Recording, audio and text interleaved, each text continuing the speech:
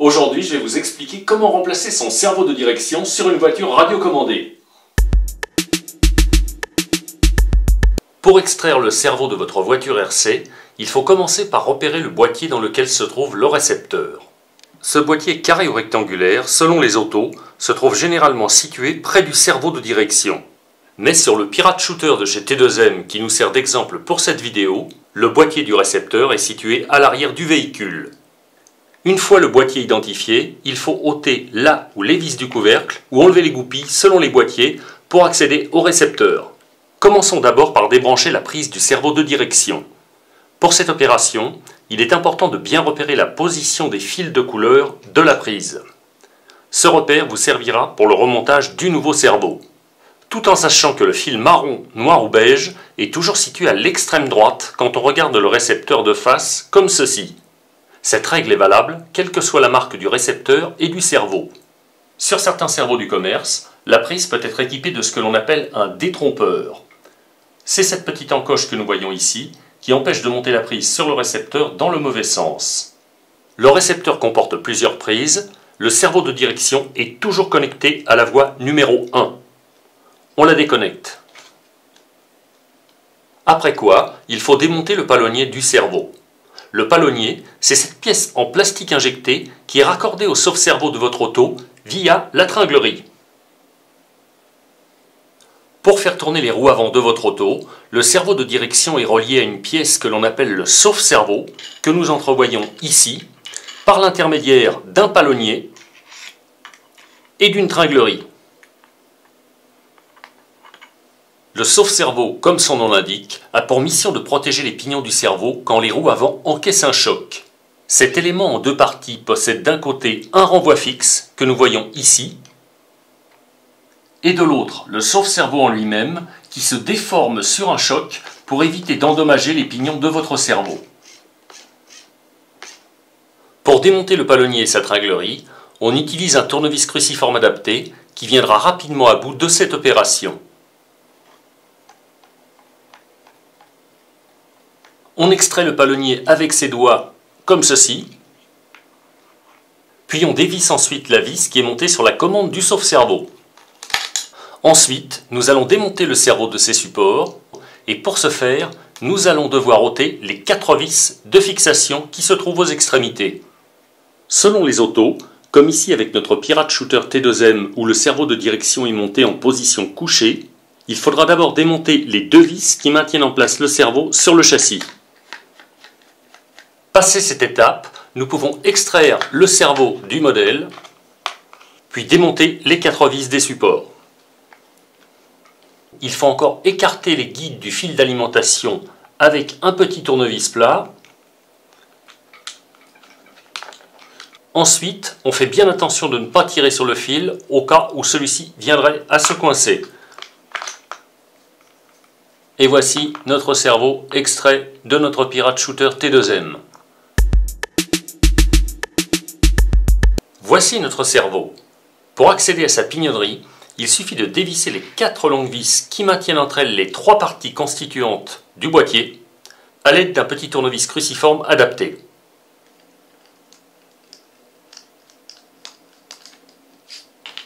On saisit ensuite le cerveau entre ses 2 doigts comme ceci à environ 1 cm du plan de travail, puis on tapote tout doucement sur le pignon de sortie à l'aide d'un objet en bois pour ne pas abîmer le pignon. Attention de ne pas perdre les 2 axes qui supportent les pignons.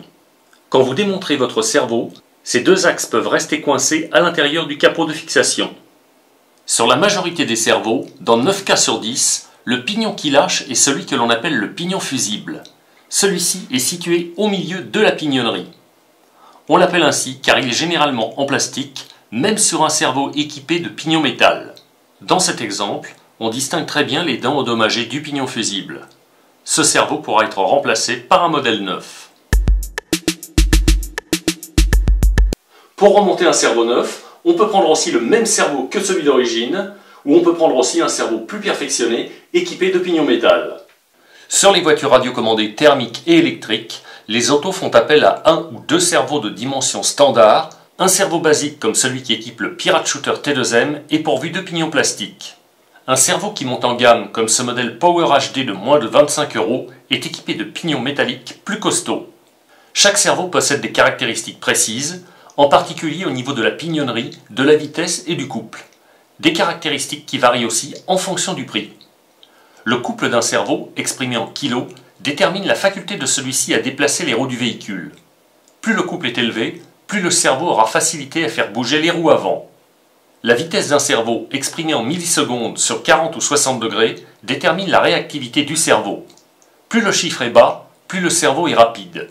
Exemple, un cerveau qui est donné pour 0,10 secondes sur 60 degrés est plus rapide qu'un cerveau qui est donné pour 0,15 secondes sur 60 degrés.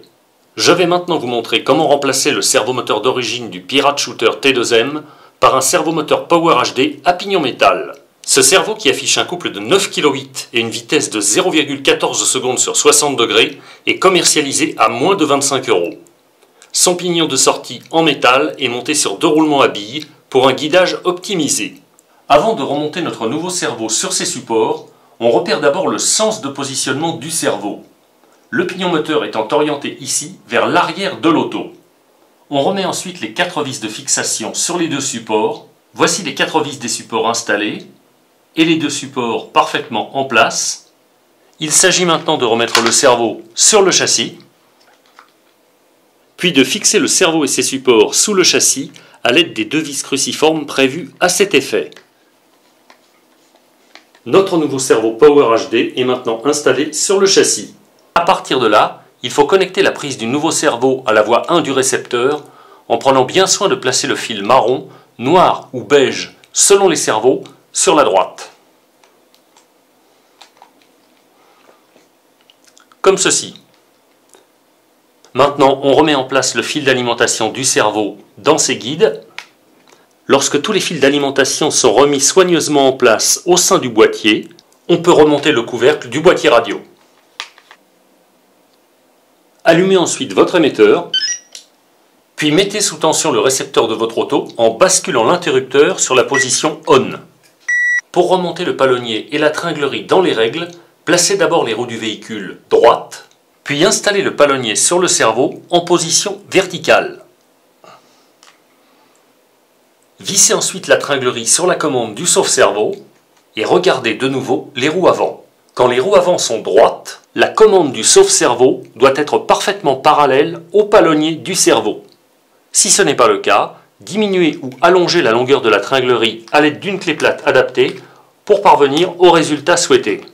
Remontez ensuite la vis du palonnier en mettant un peu de frein filet bleu sur le filetage.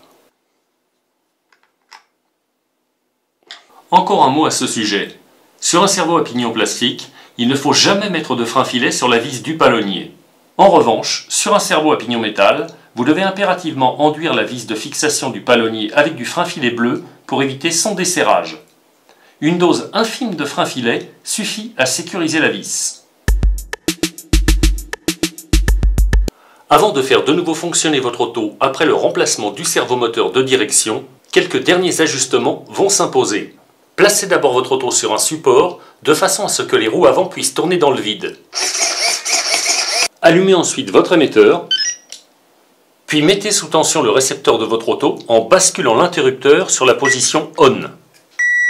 À l'aide du trim de direction de l'émetteur, ajustez la position des roues pour que celle-ci soit bien droite quand le volant est au neutre.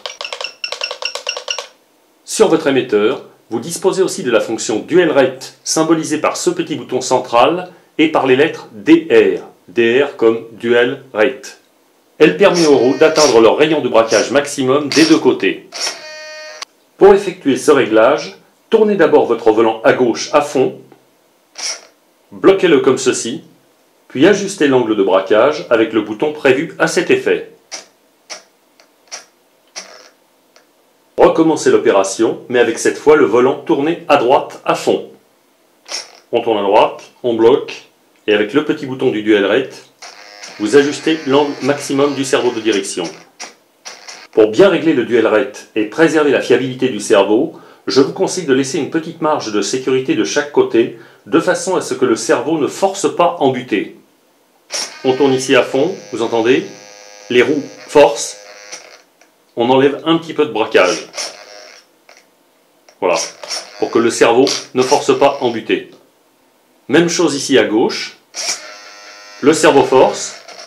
On enlève un peu de braquage. Il ne force plus. Reverse en anglais, cela veut dire inverser. Sur l'émetteur du Pirate Shooter T2M, on enclenchera la fonction reverse de direction en appuyant sur le bouton STRN. Sur d'autres émetteurs de la concurrence, il suffira de basculer un petit interrupteur de la fonction reverse, en l'occurrence l'interrupteur de la voie numéro 1 qui concerne toujours le cerveau de direction, pour inverser le sens de rotation du cerveau moteur. Pour mieux comprendre la fonction reverse, regardez maintenant ce qui se passe. Dans le mode de fonctionnement normal du Pirate Shooter T2M, lorsqu'on tourne le volant à gauche sur l'émetteur, les roues tournent à gauche et à droite, les roues tournent à droite.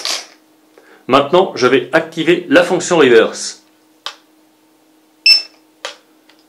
Lorsque je tourne le volant à gauche, les roues tournent à droite. Lorsque je tourne le volant à droite, les roues tournent à gauche.